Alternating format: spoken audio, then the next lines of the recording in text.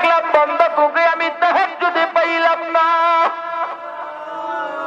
এ বান্দা তোকে আমি ফজরে ডাকলাম পাইলাম না, বান্দা জোহরে ডাকলাম পাইলাম না, আসরে ডাকলাম পাইলাম না, মাগরিবে ডাকলাম পাইলাম না, এশায়ে ডাকলাম পাইলাম না, টঙ্গীর ইজতেমায় ডাকলাম পাইলাম না, চরমনার মাহফিলে ডাকলাম পাইলাম না, ওয়াজের মাহফিলে ডাকলাম বান্দা পাইলাম না, রমজানের সারিতে ডাকলাম পাইলাম না, বান্দা আজকে আমি আল্লাহর ডাকে সাড়া না দিয়া কিয়ামতের ময়দানে জাহান্নামে যখন যাবি, জাহান্নামের ফেরেশতারা জাহান্নামের শিকল হাতে পায়ে লাগায়া যখন জাহান্নামের দিকে টেনে হিঁচড়ে নিয়ে যাবে, বারবার পেছনের দিকে ফিরে ফিরে তাকাবি আর আমি আল্লাহকে আল্লাহ বলে ডাকবি। বান্দা 1000 জবাব দিলেও 1000 বছর ডাকলেও আমি আল্লাহর জবাব পাবি না রে বান্দা। এ পয়গম্বর, জিনাকার যখন আমি আল্লাহর রহমতের দরজায় দাঁড়াইয়া গেছি, ওর জন্য তো রহমতের দরজাটা ভিতর থেকে আমি আল্লাহ বন্ধ করে দিয়েছিলাম। ও বারবার নক করে আর বলে আল্লাহ আল্লাহ আল্লাহ, ভুল করছি আল্লাহ মাফ করে দেন, জীবনে আর অন্যায় করবো না। আমি আল্লাহ ভিতর থেকে জাগাইয়া দিলাম, না না তোকে আর মাফ করা যাবে না, তুই আমি আল্লাহর নাফরমানি করেছ, আমি আল্লাহর কুদরতি অন্তরে বড় কষ্ট দিয়েছ, আমি আল্লাহর ছেলে নাই, মেয়ে নাই, মা নাই, বাবা নাই, তোকে বড় আদর করে বেড়াইছিলাম। মান্দা এত সুন্দর করে আমি আল্লাহ তোকে বানাইছি, এত সুন্দর করে আমি আল্লাহর কাউকে বানাই নাই বান্দা, অথচ আমি তোর পথের দিকে কত তাকাইয়া থাকলাম, আমি আল্লাহর ডাকে সাড়া দিলি না। এ পয়গম্বর কিন্তু জিনাকার থামে নাই, অন্তরের মধ্যে আফসোস নিয়ে আমি আল্লাহর রহমতের দরজাটা ছাড়াই না। একটা সময় জিনাকার যখন আমি আল্লাহকে আল্লাহ আল্লাহ আল্লাহ বলে ডাক দিতে শুরু করেছে, আমি আল্লাহর রহমতের দরিয়ায় ঢেউ শুরু হয়ে গেছে, আমি আল্লাহর রহমতের দরিয়ায় তুফান শুরু হয়ে গেছে। একটা সময় আমি আল্লাহর কুদরতি অন্তরে জোশ মেরে গেছে, আমি আল্লাহর রহমতের দরজাটা খুলিয়া আমার বান্দাকে আমি আল্লাহর কুদরতি কোলের মধ্যে উঠাইয়া আমার বান্দার গুনাহগুলো আমি আল্লাহ আমার কুদরতি হাত দিয়া ছেড়ে দিলাম। এবার ওই জিনাকারের তওবার কারণে আমি আল্লাহ বৃষ্টি দিয়ে দিলাম। এ পর্দালের মা বৃদ্ধ বাবাজি যুবক ভাই, আমিও তো তোমার মতো একজন যুবক, আমি কি কিছু বুঝি না রে যুবক। মেয়েদের সাথে কি কথা বলতে আমার মনে চায় না, আমার মনে চায় নাকি আমার সুযোগ নাই মনে করেছ? তোমার চেয়ে আমার সুযোগ তো আরো বেশি। এ যুবক, আমি যদি গান গাইতাম বড় স্টার হতে পারতাম, আমি যদি ইঞ্জিনিয়ারিং পড়তাম তোমার মতো ইঞ্জিনিয়ার হইতে পারতাম, আমি যদি ডাক্তারি পড়তাম তোমার মতো ডাক্তার হইতে পারতাম। কিন্তু লক্ষ্য করে দেখলাম আমার কত সমবয়সী যুবক দুনিয়াতে হইতে পারতাম, আমি যদি ডাক্তারি পড়তাম তোমার মতো ডাক্তার হইতে পারতাম। কিন্তু লক্ষ্য করে দেখলাম আমার কত সমবয়সী যুবক দুনিয়ার থেকে আমার আগেই বিদায় নিয়ে গেছে। আমার কত সমবয়সী যুবক মোটর সাইকেল অ্যাক্সিডেন্টে দুনিয়ার থেকে বিদায় নিয়ে গেছে। এই যুবক এই দুনিয়া স্থায়ী নয়, স্থায়ী নয়। সন্তান 3 বছর পর্যন্ত বাড়িতে আসে না, ডাকাত থেকে বাবার কাছে ফোন দিছে, বাবা এবার রমজানের ঈদ আমি তোমাদের সাথে করব, তোমাদের ঈদের বাজারও আমি নিয়ে আসবো, তোমরা বাজার করবা না। বাবাও খুশি, মাও খুশি, সবার সাথে গল্প করে বেড়ায়। আমার সন্তান 3 বছর পরে বাড়িতে আসবে, ঈদের বাজার নিয়ে আসবে, আমাদের যে আনন্দে আর কে আছে। 27 রাতে ফোন দিছে, বাবা আমি এই সুবিদকালীর গাড়িতে ঢাকার থেকে উঠলাম, ফজরের নামাজ তোমাদের সাথে একসাথে পড়বো। খবর পাইয়া মা ঘুমান না, বাবা ঘুমান না, নামাজে দাঁড়িয়ে গেছেন, সন্তানের জন্য দোয়া করতেছেন। ফজরের আযান হয়ে গেছে, সন্তানের জন্য অপেক্ষা করতেছে, কিন্তু সন্তানের কোনো খবরও নাই। মা বাবা নামাজ আদায় করে তাকায় আছে পথের দিকে, সন্তান কেন আসে না? 8টা 9টা যখন বেজে গেল, সন্তানের মায়ের মনের মধ্যে ছটফটানি শুরু হয়ে গেছে।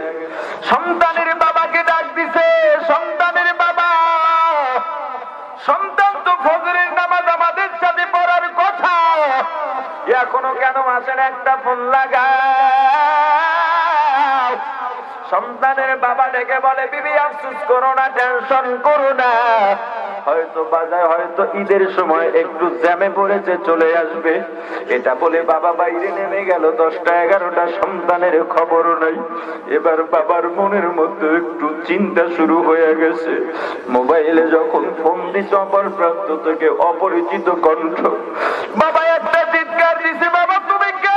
আমার কলিজার টুকরা সন্তান কই? এটা তো আমার সন্তানের কণ্ঠ নয়। অপর প্রান্ত থেকে ডেকে বলে, আপনি কে? বলে, আমি মোবাইলওয়ালার বাবা। বলি, ও মোবাইলওয়ালার বাবা, এখনো কি বাড়িতে ঘুমা?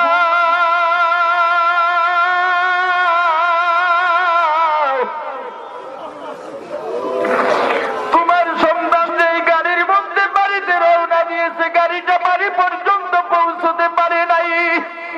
পথিমধ্যে 2 গাড়ির মুখোমুখি সংঘর্ষে 2টা গাড়ি খাদের কিনারায় পড়ে গেছে। কত মানুষ, কত মানুষ মারা গেছে রে আল্লাহর গোলাম। মোবাইলটা রাস্তার মধ্যে পাইলাম, রাস্তার পাশে সাদা কাপড় দিয়া অনেকগুলো লাশ ঢেকে রাখা আছে, এর মধ্যে অনেক যুবকও আছে। ও মোবাইলওয়ালার বাবা, তাড়াতাড়ি আসো, দেখো তোমার সন্তান এই লাশের মিছিলে আছে কিনা।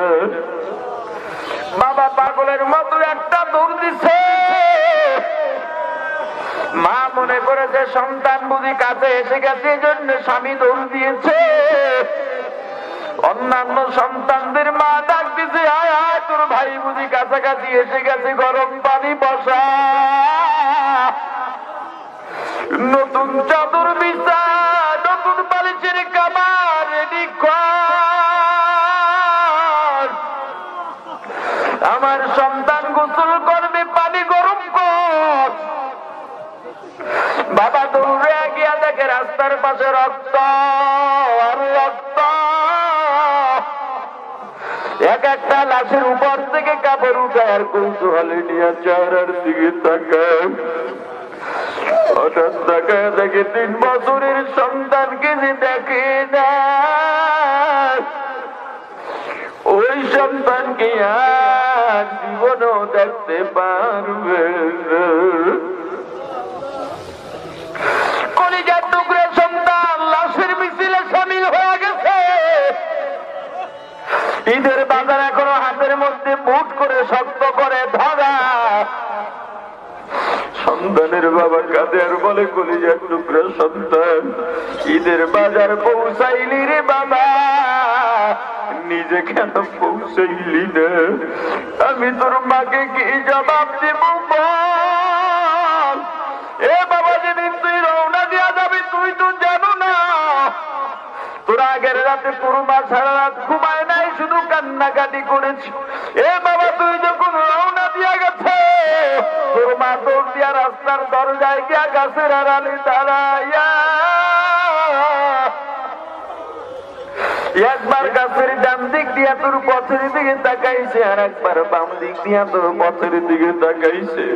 কত রাত তোর মা কান্নাকাটি করতে করতে নির্ঘুম রাত্রটা কাটাইয়া দিছে। ওরে বাবা, 3টা বছরে 6টা ঈদে তুই বাড়িতে আসু নাই, কত আনন্দ ঈদের সময়, কিন্তু তোর মা তুই না তাকায় দরজা বন্ধ করে ঈদের দিনেও তোর পথের দিকে তাকায়া তাকায়া কান্নাকাটি করেছে। আমি তোর মায়ের কাছে কি জবাব দিব বল বাবা, বল। বাবা সন্তানকে অ্যাম্বুলেন্সে নিয়ে বাড়ির দিকে রওনা দিলেন। মা দরজায় গিয়ে মাথায় ঘোমটা দিয়ে বড় আশা নিয়ে তাকাইয়া রয়েছে। আমার খোকা আসবে, 3টা বছর আমার খোকাকে দেখি নাই। আর এই খোকাকে আমি লালন পালন করলাম, কত কষ্ট করে লালন পালন করলাম। 3টা বছর ওর মুখে আমি মা ডাক শুনতে পাই না। হঠাৎ তাকায় দেখে একটা গাড়ি আসতেছে, মা দৌড়ে গিয়া কয় তোরা কে, কই তাড়াতাড়ি আয়, তোর ভাইয়া বুঝি গাড়ির মধ্যে চলে আসছে। বাড়ির দরজা দিয়ে অ্যাম্বুলেন্সটা ঢুকতেছে আর হুইসেল দিতেছে। মা একটা ঘরের মধ্যে চিৎকার দিছে, আমার বাড়ি অ্যাম্বুলেন্স কেন, কার কপালটা বুঝি ফুরল। দরজার সামনে এসে যখন বাড়ির দরজাটা খুলে দিয়েছে, মা তাকায় দেখে কলেজের টুকরা সন্তান রক্তাক্ত অবস্থায় ঘুমায়।